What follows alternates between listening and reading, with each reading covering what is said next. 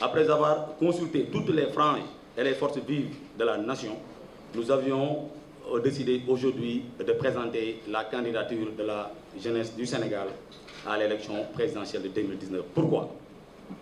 Vous savez qu'aujourd'hui, nous sommes assez représentatifs de la jeunesse du Sénégal parce que moi, le candidat Amadou Mokhtar Ndiaye, j'ai que 34 ans.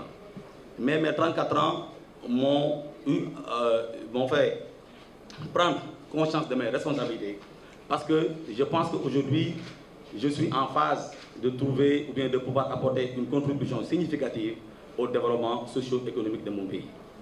Et je pense que rien que cela justifie amplement notre engagement.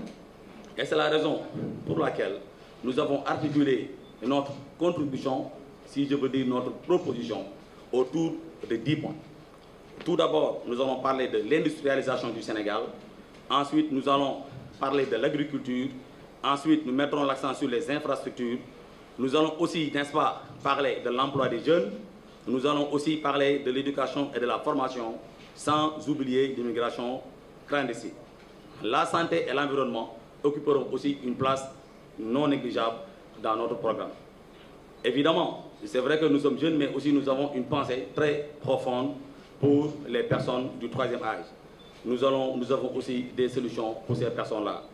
Ensuite, nous allons mettre l'accent, ou bien revenir donner notre contribution sur la façon dont les ressources naturelles, pétrole et gaz, qui ont été découvertes au Sénégal, doivent être gérées pour qu'enfin on puisse changer significativement et qualitativement le vécu de nos concitoyens. Et nous allons terminer, n'est-ce pas, par la culture et les sports.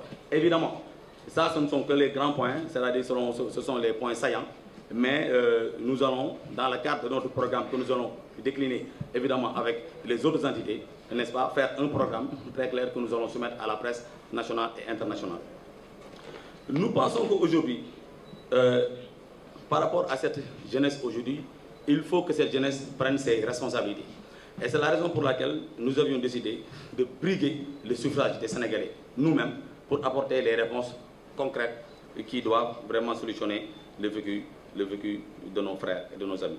Au-delà de cette rencontre que nous animons aujourd'hui avec vous, lancer un appel à toute la jeunesse du Sénégal, de quelque bord que ce soit. Il faut que cette jeunesse aujourd'hui se rassemble, il faut que cette jeunesse aujourd'hui soit debout, n'est-ce pas, pour qu'on puisse relever ensemble les défis. Et vous savez que l'élection présidentielle du 24 février 2019 est une élection exceptionnelle à tout point de vue. Pourquoi? Parce qu'il y a un intérêt pétrolier et gazier. Et le Sénégal, qui depuis 2014 a intégré le paysage pétrolier et gazier mondial, ne doit pas arrêter le coche. Et c'est la raison pour laquelle, n'est-ce pas, nous sommes en train un peu de sonner l'alerte, de mobiliser la jeunesse du Sénégal autour d'un idéal commun pour qu'ensemble on puisse vraiment relever les défis.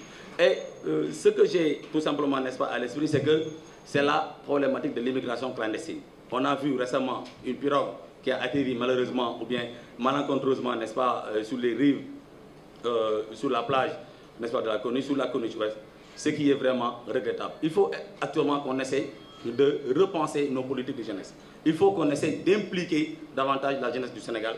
Et à ce niveau, nous sommes les porte-étendards véritablement et fondamentalement de cette jeunesse qui aujourd'hui a besoin d'être aidée, a besoin d'être secourue.